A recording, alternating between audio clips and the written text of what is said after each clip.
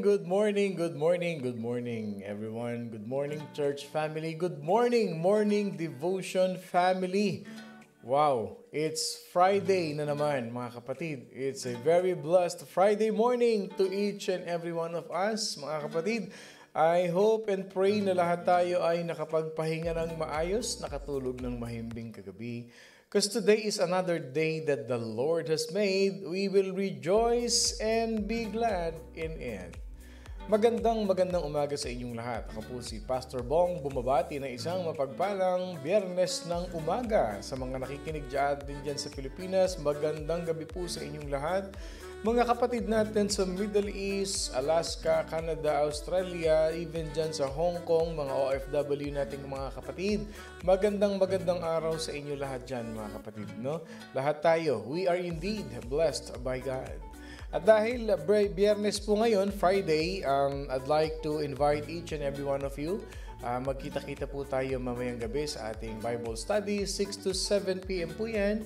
Even yung ating mga Monday attendees ay wala na po yung ating Monday Bible study. So, see you later mga kapatid. Physical Bible Study, 1551 B East Amer Road, West Covina, California, 91792. Naka-live po tayo sa Facebook mga kapatid. And we also are gonna be having, i-open po natin yung Zoom natin mamaya. Okay? Para yung mga naka-Zoom pwedeng makipag-interact sa atin, pwede natin silang maka-chit-chat doon sa ating Zoom room. Okay? Kita-kita po tayo mamayang gabi. So see you all later mga kapatid ko dyan. Okay, as we continue, since it's Friday, I'd like to acknowledge everyone na nakatune in ngayon sa ating morning devotion. And congratulations, okay? At ang ating early bird for today is none other than ay si Mrs. ang aking pong wifey na si Sister Lovely Buenaflor, ang ating early bird for today. Congratulations, wifey. Ayan, okay. Natsyempohan niya rin. Ang ating second runner-up ay si Sister Minda Rosales. Congratulations, Sister Minda. Okay. At ang ating third runner-up ay si Doc Casey. Congratulations, Doc Casey. Thank you, Lord, for a brand new day. Trust the Lord with all your hearts. Allow Him to work in His own time and way. Thank you, Lord. Blessed day, everyone. Okay. Sister Minda naman, yung ating second runner-up. Blessed morning to everyone. God is good all the time. We are blessed by God. To God be the glory. Mahal na mahal kita, Panginoon. Mamaya natin itutuloy yan. Okay? I'd like to acknowledge all of you, mga kapatid na naka-tune in sa ating morning devotion. Good morning kay Sister Elma Florendo, kay Sister Ethel Mariano. Ay, praise the Lord at okay na. Okay na ang ating Sister Ethel. Ayan, prayers can move mountains, kapatid. Okay, pagaling ka dyan sa iyong allergy. Okay, let's pray, no? Ipag-pray natin si Sister Ethel. Yung kanyang allergy. Sometimes, pag nagkakaroon siya ng allergy attack, ay nagkakaroon siya ng shortness of breath. Yeah, ipag-pray natin ito. Sama natin sa prayers natin. Good morning kay Tita Tess Cabral and the Cabral family dyan sa Pampanga. Yun. Okay, lalo na kay Kuya Rudy Cabral dyan sa Pampanga. Maya payabak kay Konghan. Okay. Kay Ate Marisa Galviwang, good morning. Kay Ma'am Sally Kunanan. Nais ko pong magpasalamat sa Carson family natin who went there sa celebration of life ni ang ating mahal na Tita Zenny. Nais kong pasalamatan personally ang mga taga Carson na nandun po kahapon na talaga namang makikita natin yung pagmamahal bilang isang pamilya. Ang mag-asawang Brother Boyet, Sister Gail, ang pamilya po ni Nanay Marina, si Doc Nilo, salamat Doc Nilo, and kay Charish. Okay, si Charish nandun sila kahapon, yung Reyes family, Clarine couple, nandoon sila kahapon. Ayan. Salamat sa inyo kapatid. That is what family is. Talagang umabsent pa ang ating Doc Nilo. Okay, salamat. Sister Eileen Williams, good morning. Kay Sister Eloisa Mendoza, kay Sister Janet Salazar, good morning. Ayan. Kay Kay Doc Olin. Ang aga ni Doc Olin ngayon, si Dr. Nilo Reyes at De Castro Reyes. Ang aga niya ngayon. Okay. Good morning kay Z. Carol to, kay Sister Edith Steele, kay Sister Merol Halili. Ayan. Kay Sister Riza Dionisio Jose, good morning. Good morning. Nice to see you yesterday, Sister Riza. Kay Sister Helen ko. Helen mo at Helen nating lahat ng Lucky Money. Ayan. At ko kay Kuya Jim. Good morning kay Brother Boyet Clarin, kay Sister Susan Fisher, good morning. Kay Brother Ray Gabriel, good morning. Ayan. Good morning din kay Tita Au. Excuse me. Good morning kay Tita Au Dichosa. Okay, ang wifey na ating poging-poging Kuya Sunny. Kay Tita Fides Isaac, good morning. Magandang umaga rin kay Sister Elizabeth Borgeta. Good morning kay Tita Mirna Gloriani Lawrence. Magandang umaga po. Good morning kay allergy attack. Good morning kay Kuya Botong Danilo Montojo, Kuya Olan Cuarto, Gail Roses, Sister Gail Roses Clarin, Sister Liza, good morning. Nakakamiss daw ang morning devotion. Yan, dami po nag-message sa akin kahapon. Ang text po nila kahapon ng hapon, Pastor, may morning devotion na po ba bukas? Sabi ko, yes. Ayan, binigyan lang natin ng tribute ang ating mahal na Tita Zenny. Good morning kay Brother Mark Mariano. Sabi ni Sister Minda, may work na siya. Okay. Yeah, understood kapatid. Ayan. Pa-shout out po, Pastor Bong. Ayan. Ayun pala, kasama pala kahapon si Brother Mike ng Carson family at saka si Zion, si Baby Zion. Yeah, Carson family at saka si si Tita Carol and si Christopher. Ayan, attended the celebration of life of Sister Zenny. Ayan, kung kasalamat sa ating Carson family. Ayan, nakalimutan ko si Tita Zenny pala at saka si Christopher at si Brother Mike and Zion. Good morning kay Marites Agustin. Good morning kay Tito Manny Manalo. Good and blessed Friday everyone. I love you Lord. Ayan. Trust Tito Manny that the morning devotion family is always praying for you. Good morning kay Tita Lily, Sister Lily Rosario. Kay Tita Mary Lou Ordones Isaac, Sister Carol Richardson, good morning. Kay Brother Raymond Portiliano, good morning Brother Raymond. At kay Tita Nene, Georgina Resurrection, kay Brother Makisig DP, thank you Lord for a brand new day. Trust the Lord with all your hearts. Allow Him to work in His own time and way. Thank you Lord. Blessed day everyone. Good morning kay Nanay Nida, kay Brother Sohel Taher. Good morning kay Sister Nilda Short. Good morning kay Sister Shirley Nomorosa. Good morning siya. Good morning kay Ate Nanette and Kuya Rene. Good evening dyan sa Pilipinas. Kay Kuya Nonoy Montojo, good morning, and Pastor Bong, and to everyone, mahal na mahal kita Panginoon, kailanman hindi kita ipagpapalit.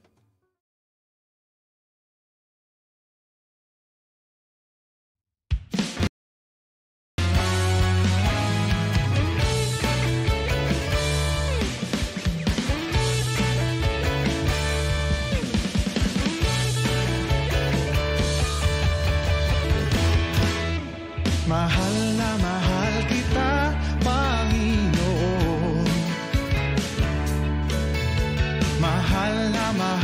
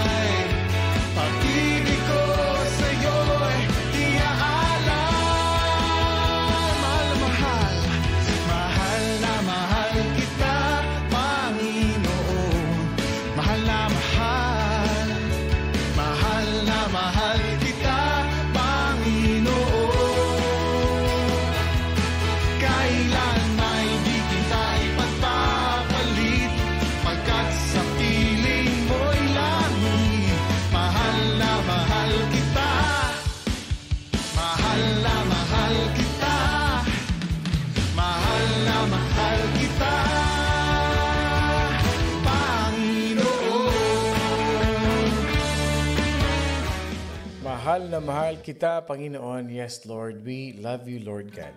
I'd like to read a very important message, okay, coming from, for all you know, si Melissa Manalo Villarino is the daughter of our late Tita Zenny, or Sister Zenny. And she would like to thank each and every one of us sa morning devotion. Okay, ito yung message niya, no? Good morning, everyone. We are blessed to know you all and grateful for you all for being a part of our moms' lives. Yan.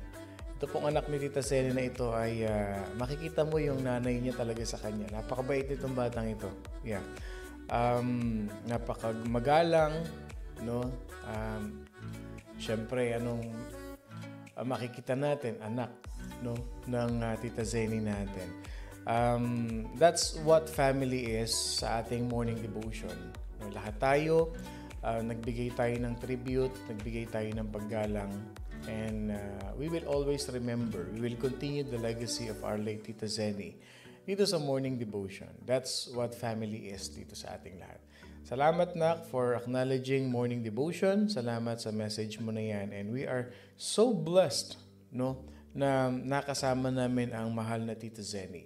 Kahit dito sa morning devotion, yung pag-amen niya dito sa atin, yung blessed morning, mga simpleng message na nababasa natin before nung siya ay kasama pa natin dito. But I'm sure she is interceding with us in heaven at sinishare to ng ating mahal na Tita Zenny.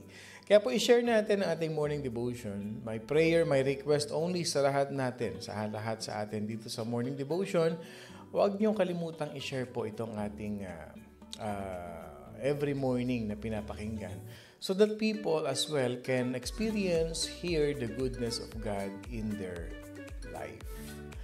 As we continue our morning devotion, let us all come to worship our living God. Let us sing praise to the Lord and always remember that as long as we are under the mighty wings of the Lord, as we submit to Him in obedience, we are always safe.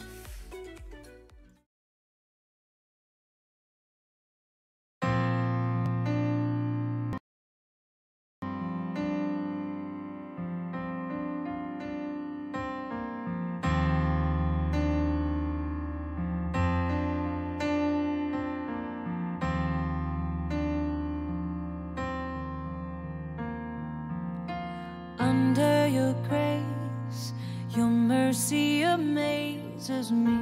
Under your wings, your shadow covers me. A promise of love where my heart is safely undone. Speak to me, Lord, your servant is listening.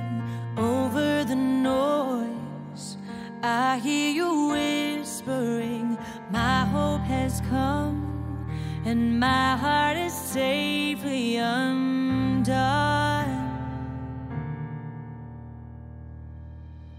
I found my fortress in you, and my soul is anchored with you.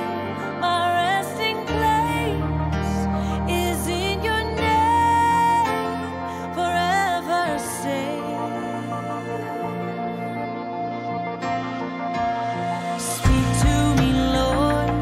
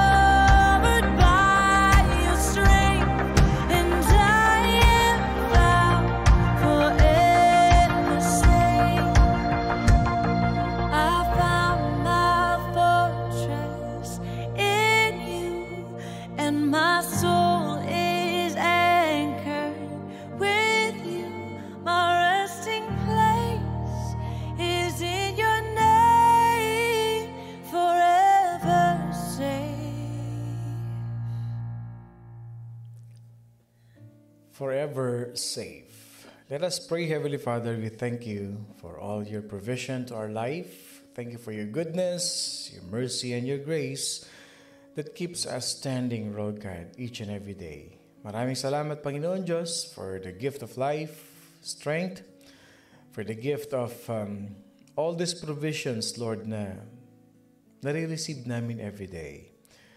Thank you for your wisdom. Thank you for your knowledge and your guidance to us as we work every day in our daily life. As we travel, wherever we go, Lord God, your traveling mercy is always with us. Maraming salamat, Panginoon Diyos, sa isang family na ibinigay mo sa amin. This morning devotion family. That as we gathered every morning, starting our day right by praising you, worshiping you in spirit and in truth, Lord, we can really feel your powerful presence in our life. Na yung presence mo pa lang, Panginoon Diyos, nawawala na lahat ng worries namin, Lord God. Nawawala na lahat ng fears namin, yung doubts namin. If we can survive, if we will be able to go through this life, Lord God, the truth that when we open our eyes every morning, boldly, we can say, thank you, Lord. Nagpapasalamat na po kami in advance because we know that you will be there in every step of the way sa buhay namin. Na hindi mo kami pababayaan, you will never leave us nor forsake us whatever challenges that we will face. Sa araw-araw ng buhay namin, Panginoon, thank you for providing all our needs. Not getting our wants, but our needs, Lord God. You make sure that we meet, Lord. At pinoprovide mo kami ng mga pangangailangan namin sa aming pamilya. Lord, I pray to those people who are looking for jobs. Naghahanap ng trabaho.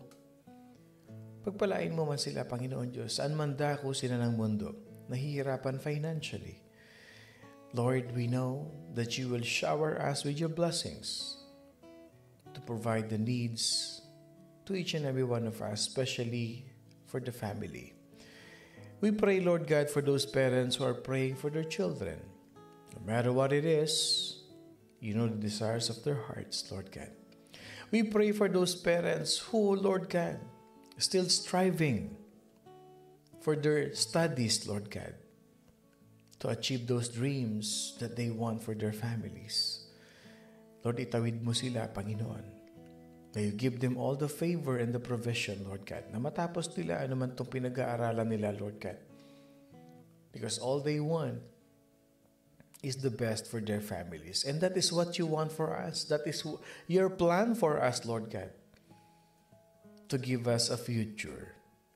And that as we submit everything, all our plans to you, Father God, we believe in our hearts that we are all be prospered by your powerful hands. Your favor, your goodness will always be with us. Lord, declaring your goodness, your provision financially, good health and relationship be upon among all of us here. We love you, we praise you, and we declare the devil powerless in the midst of us in our life, that nothing will dwell but your holiness and your Holy Spirit. Prepare our hearts for the message that we're about to receive. May your powerful revelation help us to stand through the trials of life and to become a better person. We love you, Lord. We give you all the glory and honor as we praise all of these things in the name of the Father, the Son, and of the Holy Spirit. In Jesus' mighty name, this is our prayer. And all God's people say, Amen and Amen and Amen. Magandang umaga po sa inyong lahat. Ako pong muli si Pastor Bong, bumabati na isang mapagpalang Friday morning sa ating lahat. Today, we're gonna continue our 66 books of the Bible and how significant it is to our life as we study the book of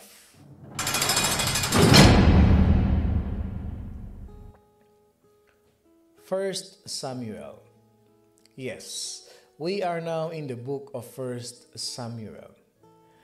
As we read the book of First Samuel, mga kapatid, we can find a very, very interesting and powerful message story about this. Okay, as we start to this, let me just give you a quick background. The book of 1 Samuel, mga kapatid, describes the transition of leadership in Israel from judges to kings. Okay. Yesterday, the other day, Wednesday, okay, it was Valentine's Day, where we studied the book of Ruth. Timing nga love story yung pinag-usapan natin on Wednesday, no? But in the book of Judges, there were no kings, there were no certain leaders, and they were ruled by the judges. Do whatever you want, do whatever you think is right. Ito yung continuation na to. Ngayon, yung first book of 1 Samuel, ito yung transition of leadership from judges to kings. Okay. Merong tatlong character that takes prominent roles in the book of 1 Samuel. Who are these three characters? It is in the characters of Samuel. Si Samuel po he is the last judge and the first prophet. Si Samuel. Okay. Pangalawa na isang prominent character sa book of Samuel is si King Saul. Si Saul mo, mga kapatid, he is the first king. Okay? He is the first king mentioned in this. From Moses' leadership to Joshua's leadership, okay? And then, after Joshua, there you go, the judges ruled the land of Israel. Tandaan natin, itong mga pastor, itong pinag-usapan natin, leaders to ng Israelites. Then they rose a king under the name of Saul. Okay? And thirdly, the third prominent character of the book of 1 Samuel is si David. David who had been anointed, but he was not yet recognized as the successor of Saul. Okay? So tatlo yan sila. Si Prophet Samuel, si Saul, King Saul, which inanoint ni Samuel, okay? And then si King David. Okay, silang tatlo ang main characters ng book of 1 Samuel. Ngayon, God had chosen the nation of Israel to greatly bless the world. Chosen people of God to greatly bless the world. Kaya nga yung promise ni Lord kay Abraham, kay Isaac, and kay Jacob is you will rule, your descendants will be like the sand of the sea, and then you will be a blessed nation. Okay. And obviously, we are descendants of Abraham, Isaac, and Jacob. Tayo. Kasama tayo doon. The whole world will be greatly blessed by the Lord because of these powerful stories in the Bible.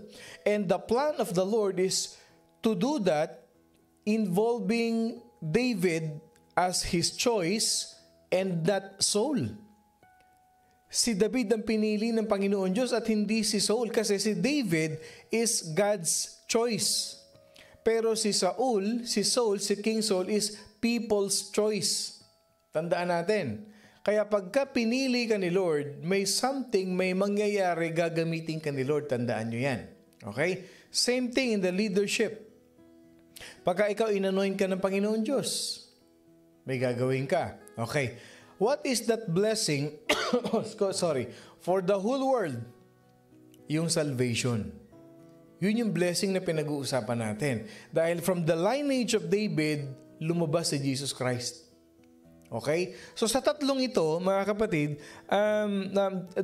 they played an important role in the history or in the writings of the Bible. Okay? So, si David, who is a God's choice to be on the throne as king of Israel, obviously, David, he faced many trials, and he faced a lot of challenges that can cost his lives. Na pwede siyang mamatay, no? But one good thing about this, as you read the book, God kept him from permanent harm. allowing him to take a storied place in Israel's history and will be having a very important place in bringing to pass God's ultimate plan for the salvation of humankind. Tignan ninyo ha, marami mang pinagdaanan si David na persecution, na mga danger, marami man siyang pinagdaanan na pwede siyang mamatay, but God protected him. Bakit? Kasi malaki ang participation ni David. Meron siyang mission na siya ang gagamitin para lumabas ang tagapagligtas ng sangkatauhan, si Jesus Christ. Kasi yung plano ni Lord, manggagaling kay David. Yung offspring ni David, doon lalabas si Jesus Christ. Ang plano ng Diyos, maligtas ang sangkatauhan sa kasalanan. So kung mamamatay si David, putol na. Hindi na mangyayari yun. Kaya iningatan ng Diyos si Haring David, mga kapatid. So, kung mapapansin ninyo, merong 1 Samuel, merong 2 Samuel. Okay, ito yan. Bibigyan ko kayo ng history, ha? Okay. The books of 1 and 2 Samuel, they were named for the prophet who anointed both Saul and David. Obviously, si Prophet Samuel. Sa kanya ipinangalan yung libro na yan. But as king originally formed one book, okay, in the Hebrew Bible, ang tawag lang dyan, Book of Samuel. No? Pero bakit, Pastor, may 1 Samuel, may 2 Samuel? Okay, because this name, the Book of Samuel, this name has been variously translated. Okay? Tandaan niyo, bago nila na decide na 1 Samuel and 2 Samuel, maraming translation ang pinagdaanan ng Book of Samuel. Kasi nga masyadong controversial itong istorya nito eh. From Saul to David, and then Samuel who anoint the two, and even Samuel, nagtanong siya kay Lord eh. 'Di ba kasi ang gusto ni Samuel, sino?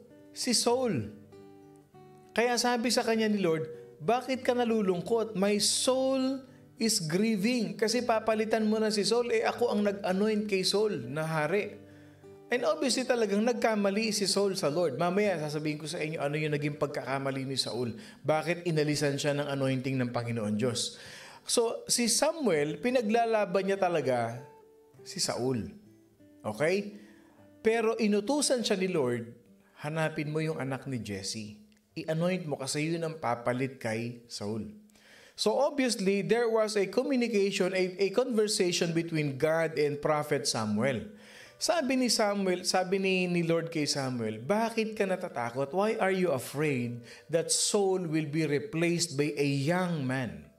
Sabi niya, hindi mo ba alam na itong ipapalit ko kay Saul, mas malakas sa kanya?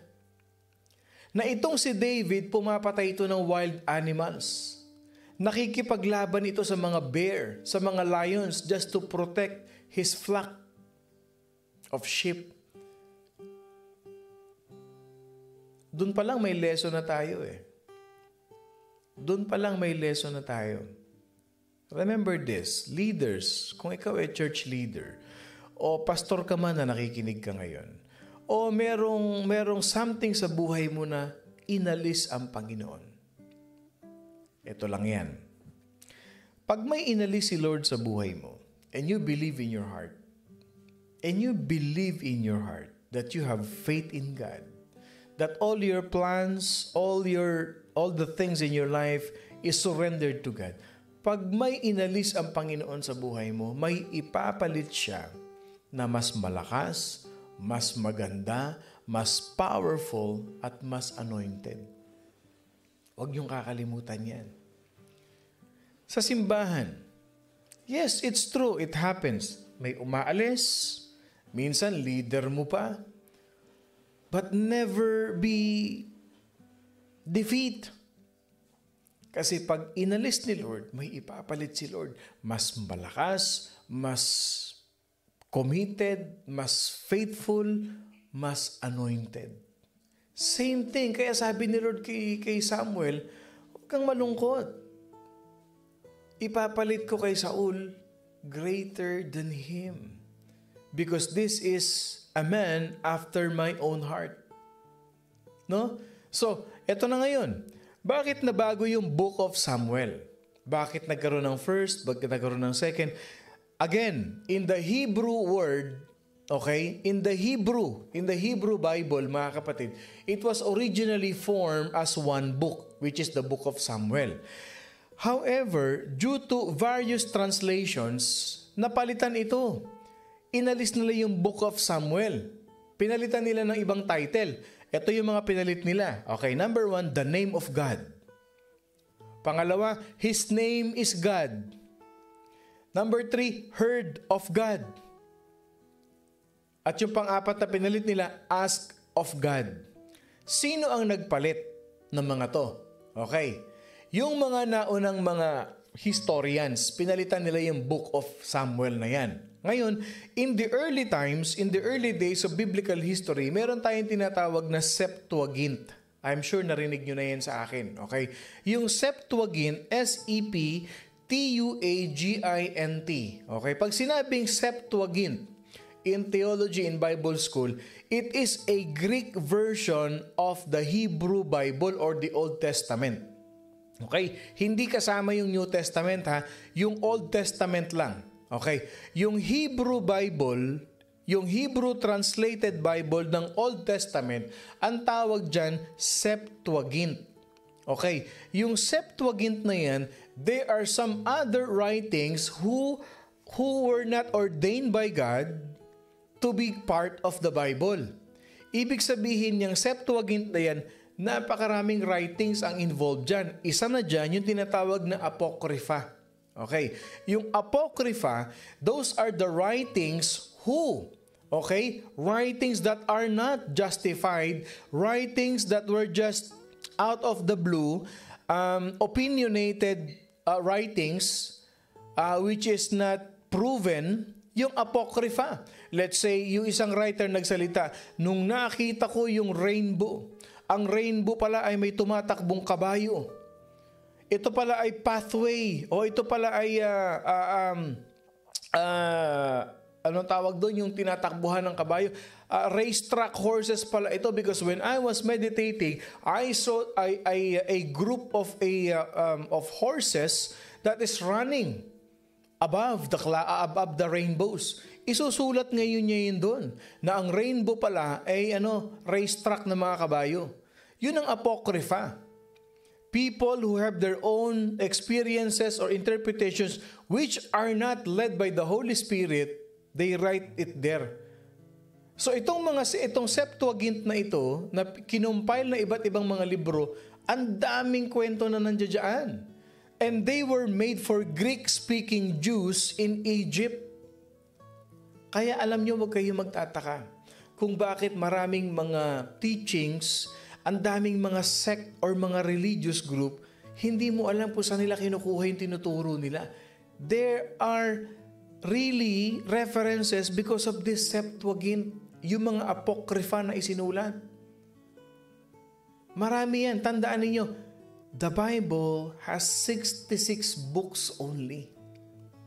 Yan yung inanoint ni Lord. Whatever is written in the Bible is God-breathed word. Apart from that, kaya nga sinabi ni Lord sa Deuteronomy, hindi ba? You cannot add or subtract any word from it because the Bible is perfect and accurate. How many of you believe that? No, kaya tinuro ko muna yung importance of reading the Bible bago natin inumpisahan tong 66 books for you to know the accuracy of the Bible. So, ibig sabihin itong Septuagint na ito, it was written in Greek, no? Yung mga Jews na nagsasalita, Jewish na nagsasalita ng Greek na nandoon sa Egypt during the 3rd and 2nd centuries before Christ, and they were adopted by the early Christian churches. So itong Apocrypha na to, itong Septuagint na ito, inadapt ito ng mga early Christian churches. Kaya mapapansin ninyo, ang daming mga Christian denomination. Hindi natin malaman. Not to mention all of them, Pero hindi ba kayo nagtataka? Ang dami, di ba? Merong Jesus Christ of the Latter-day Saints. Meron tayong tinatawag na mga Jehovah's Witness. Meron tayong tinatawag na mga iba tayo. Methodist, Baptist, Presbyterian, Episcopalian. Dahil dito sa mga writings na ito, mga kapatid. So, ang nangyari ganito. The Septuagint divided Samuel into 2 books. Sila ang nag-divide. Okay? So, even though this division was artificially breaks up the story of David. Okay? Sila naghiwalay nito eh. The Greek title, okay, so tandaan niyo ha, Greek. Okay? The Septuagint or the Hebrew Bible translated into Greek. So, ang nangyari, the Greek title for the book of Samuel is the Book of Kingdoms. Pinalitan na naman nila. Okay? And later on, because it refers to the kingdoms of Israel and Judah, kaya the Book of Kingdoms. Inaalis talaga nila yung pangalan ni Samuel dyan eh. Okay. And later on, mga kapatid, yung tinatawag nating Latin King James Bible, originally called the books of Samuel and Kings, the Book of Kings. Ito naman, panibago na naman. Okay? Book of Kingdoms. Ginawa naman ito, Book of Kings naman. Kasi nga, si Samuel at saka yung 2 kings. No? So, obviously, later, okay, as generation come to pass, it combined the Hebrew and Greek titles for the first of these books. Ibinalik nila ngayon, ginawa na nilang First Book of Samuel. Okay? O First Samuel. Kung meron kayong New King James Version o meron kayong King James Version, makikita ninyo, the First Book of Samuel. Yan ang title niyan. No? So, binago na naman nila hanggang sa nag-derive sila dun sa pinakahuli na First Book of Samuel. Pero ang daming translation na nangyari before they were able to end it up as First Book of Samuel. Okay. So, talagang ganyan yan. I'm trying just to make it shallow for us kasi pag pinag-aralan mo ito sa Bible School, mahabang discussion ito. Okay? It will take you 6 lessons para lang sa Book of 1 Samuel. Okay. Ngayon, ano ang theme ng First Book of Samuel? Kung pag-aaralan natin ang Book of 1 Samuel, this is what we can learn. God is faithful and He is sovereign and in keeping His promises to His people. Yes, even in the face of human mistakes, human errors, or human stubbornness, even in the face of sin, even in the face of rebellion, the book of 1 Samuel demonstrates that God always protects and empowers those He has chosen. God will empower you and will protect you because He called you for a specific purpose. That no matter what happens in your life, you will see to it. God will assure you, walang mangyayari sa'yo. Nagkasakit ka. Sabi ni Lord, pagagalingin kita. Because I called you for a specific purpose. That's what He did to King David. Hindi ba, papatayin siya ni Saul. And he departed. Sometimes, ganun nangyayari sa buhay natin eh. Yung we are in a situation where we cannot escape because we are bound in a bondage of a disease or any sickness. But I'll tell you this, kapatid. I'll tell you this. The Lord will empower you. The Lord will heal you because He chose you to fulfill that specific purpose in your life, and that is to serve Him and to proclaim the gospel to many nations, to many people. Sino ang author ng Book of 1 Samuel? Honestly, unknown. Unknown. Hindi nila alam kung sino ang nagsulat ng Book of 1 Samuel. Okay? So, Kailan sinulat ang Book of 1 Samuel? The 1 Samuel covers about a period of about 94 years. Okay? Na-compile yan, nasulat yung libro na yan, yung history ng libro na yan, about 94 years. Beginning at the time of Prophet Samuel around 1100 BC. Okay? Israel's final judge, si Samuel. Moving through the rising of King Saul to the throne as the first king of Israel. Tandaan niyo ha, pag may nagtanong sa inyo, sino ang first king ng Israel? Si King Saul. Okay? So, from Prophet Samuel as the last judge of Israel, it moved to a dominion of a king. Si King Saul na inanoint niya. Okay? 1050 BC. Okay, inanoint niya.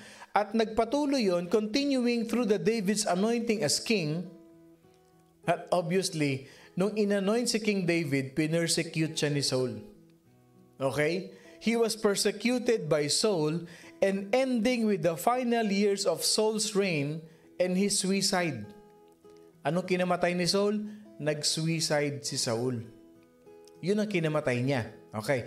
Bigyan ko kayo ngayon ng structure ng Book of Book of 1 Samuel. Ang structure ng Book of 1 Samuel, okay, 1 Samuel gives a history of Israel that is centered around the three key characters. Binanggit ko sa inyo. Okay, unang-una, si Samuel. He was the last judge and the first prophet. Si Samuel. Okay.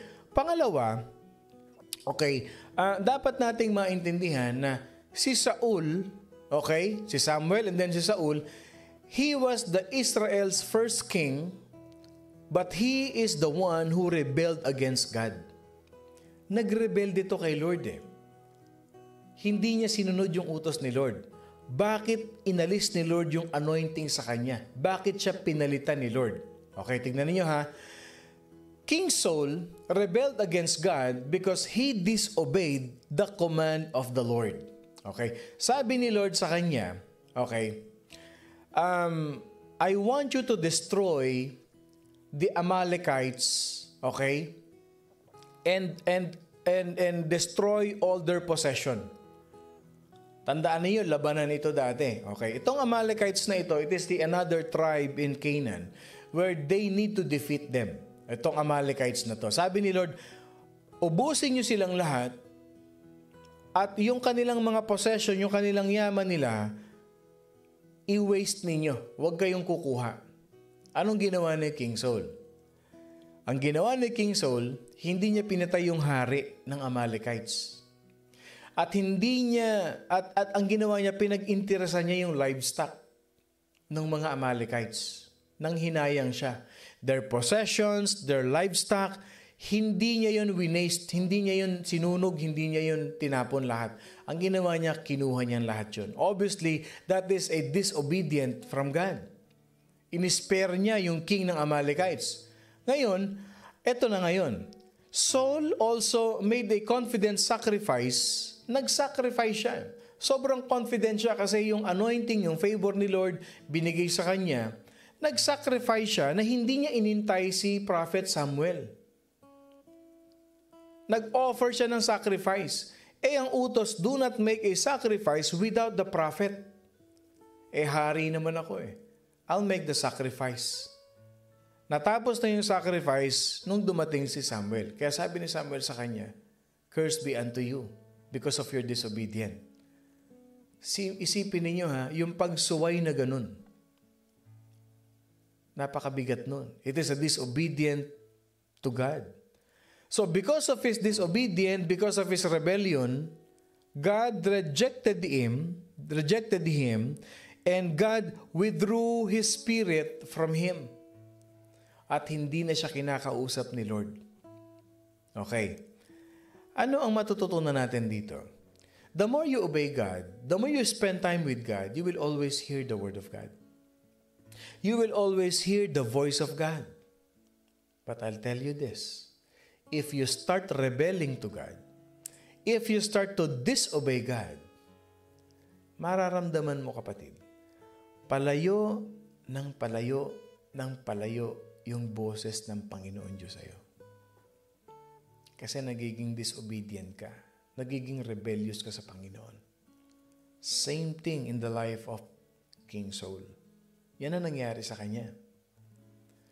So, ibig sabihin nito, God appointed David to become Israel's greatest king. Mamaya malalaman nyo kung anong dapat nyo maintindihan sa 1 Samuel.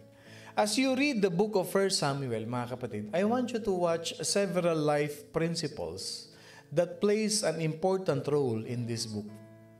Okay, eto na ang mga life principles ng book of 1 Samuel. Number 1, fight all your battles on your knees and you will win every time. Tandaan nyo ito. Anumang pagsubok, hamon ng buhay, tuhurin mo yan. Tuhurin mo yan. Iluhod mo sa Panginoon.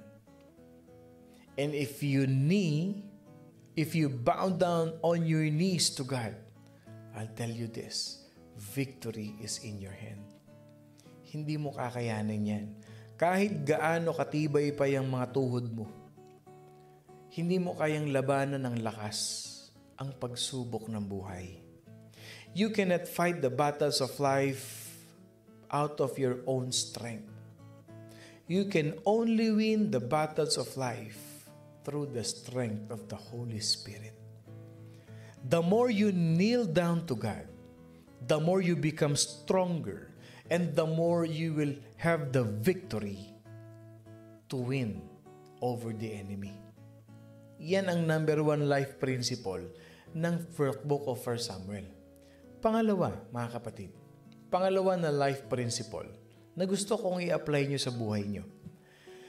Our intimacy with God should be our highest priority for our lives, and it will determine the impact of our lives.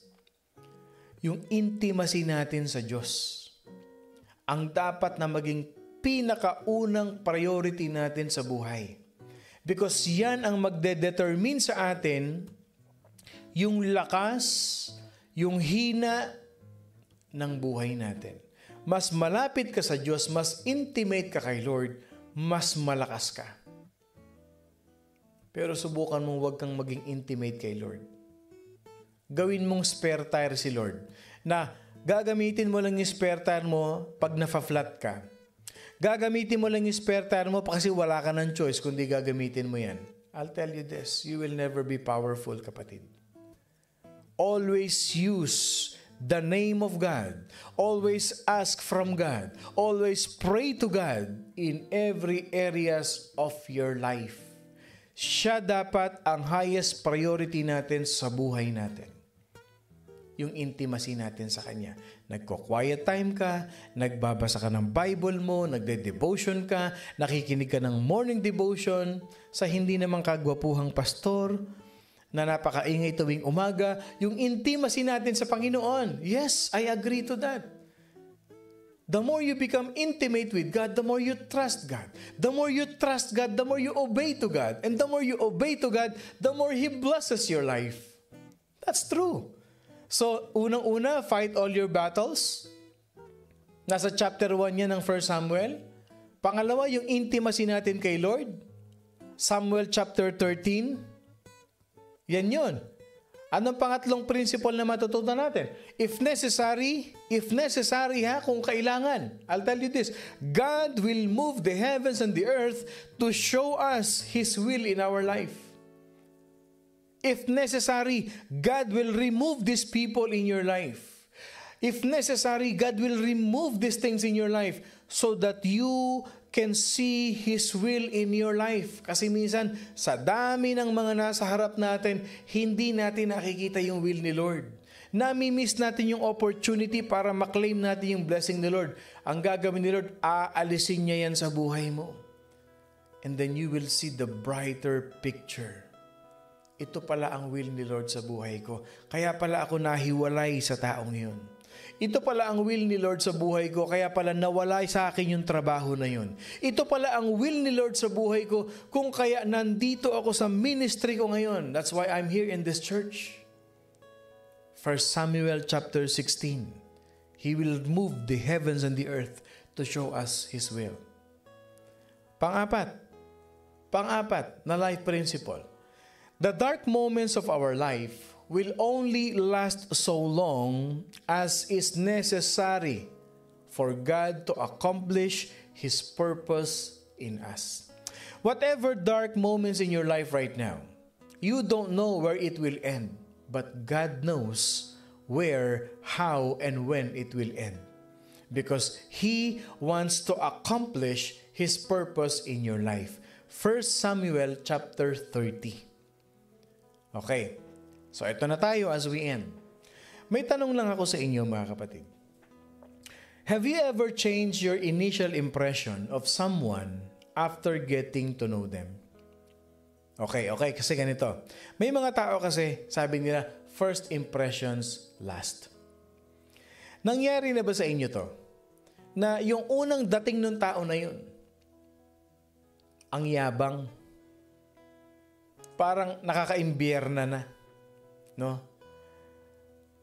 Parang nakakainis na kaagad. Tapos sasabihin mo, hindi ko gusto yung taong yan. Survey lang. I want to see your amen. Have you ever been judge someone by his appearance? Or how the first time he talked to you, na parang ang ganda ng pag-uusap nyo nung nagsalita siya, bago lang siya, ang lakas ng dating, ang yabang ng dating. Tapos sabi mo, ang yabang ng taong yan. Pero, nung nakilala mo, hindi pala siya ganun sa unang pagkakakilala mo. Mabait pala.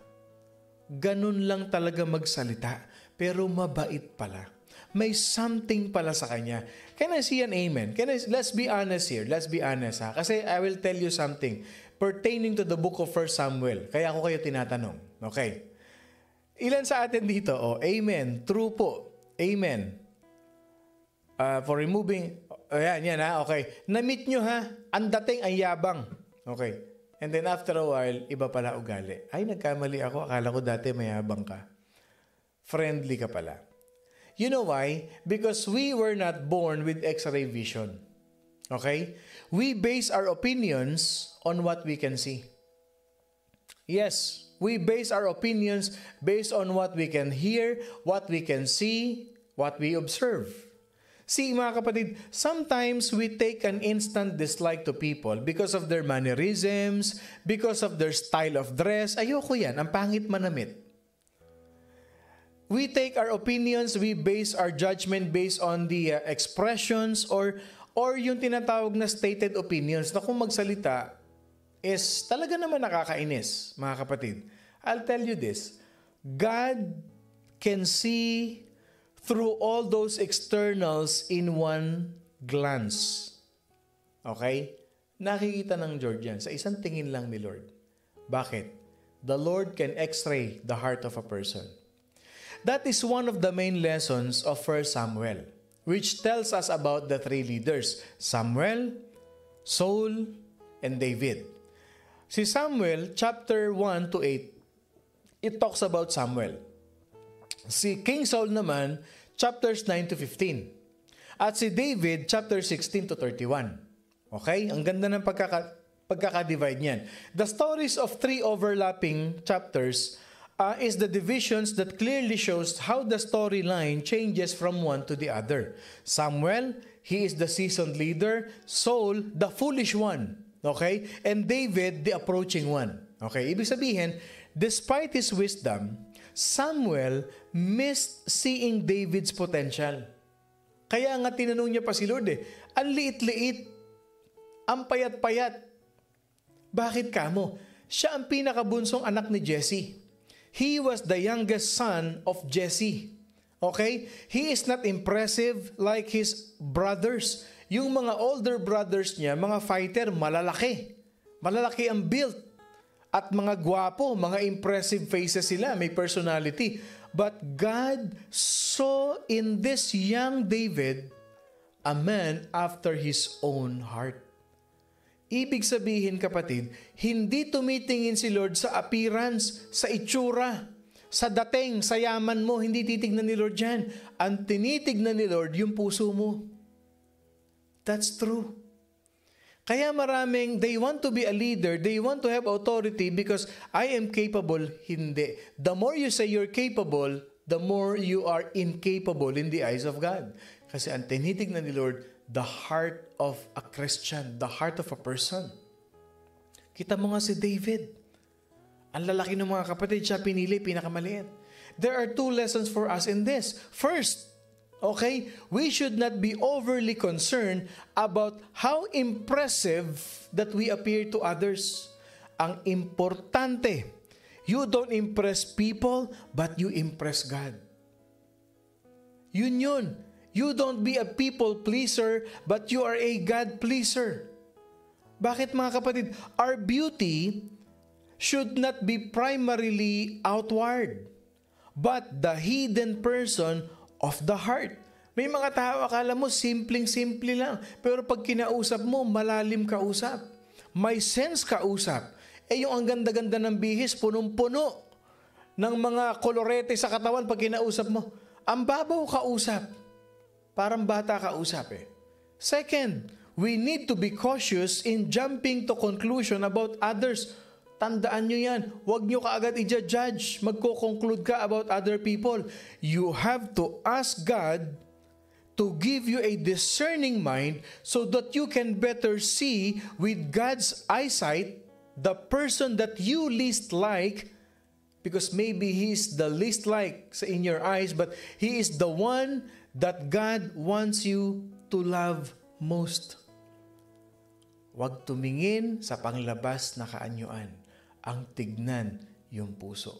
Kasi si Lord hindi tumitingin sa itsura mo. Ang tinitignan ni Lord yung puso mo. Ito na tayo as we end. Okay? Medyo humaba tayo ngayon. Pasensya na kayo. Okay. Ang key theme ng 1 Samuel, don't judge by first impressions, for God does not look people as we do.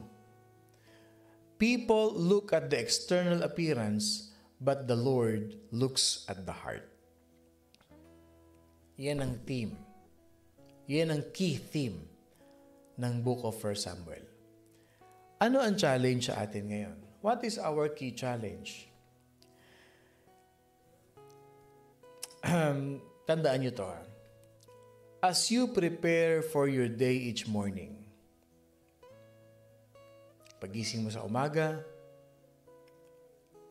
bago ka lumabas ng bahay, bago ka lumabas ng kwarto mo, as you prepare for your day, ask the Lord to give you a cheerful spirit.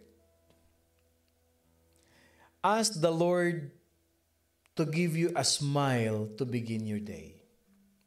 Be ready and willing to accept others as God has accepted you.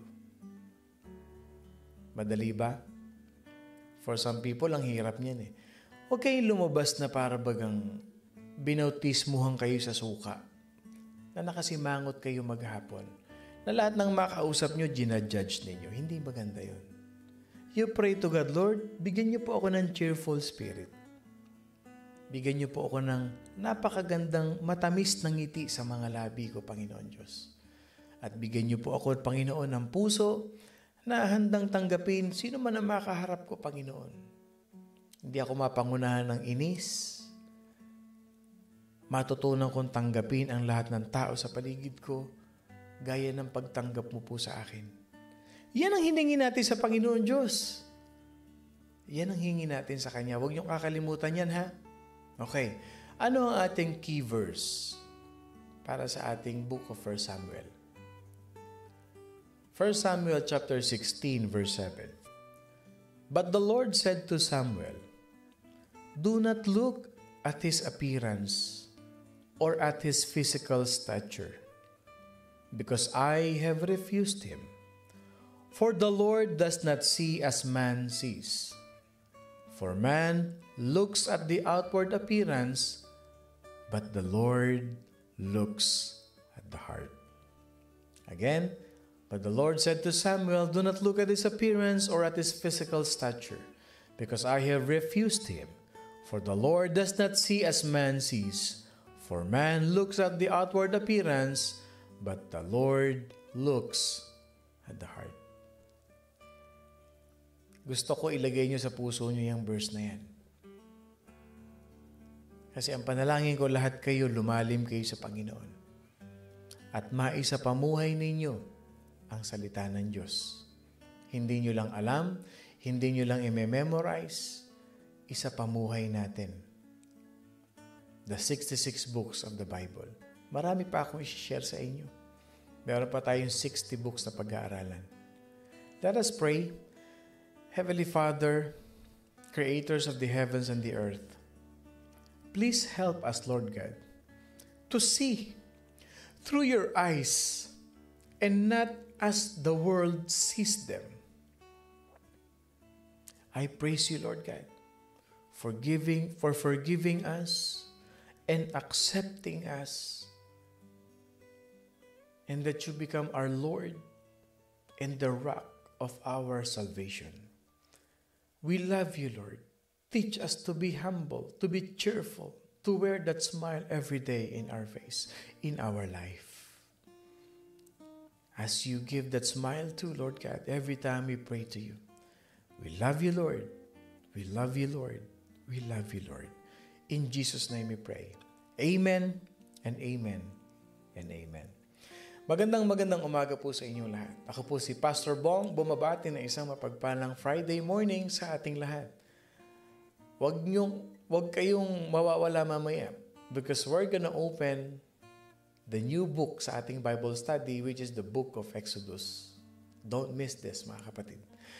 Lagi niyong tatandaan, look other people as how God look at you. At huwag kakalimutan, we are blessed by God. I love you all, mga kapatid, with the love of the Lord. Have a safe and blessed Friday sa ating lahat.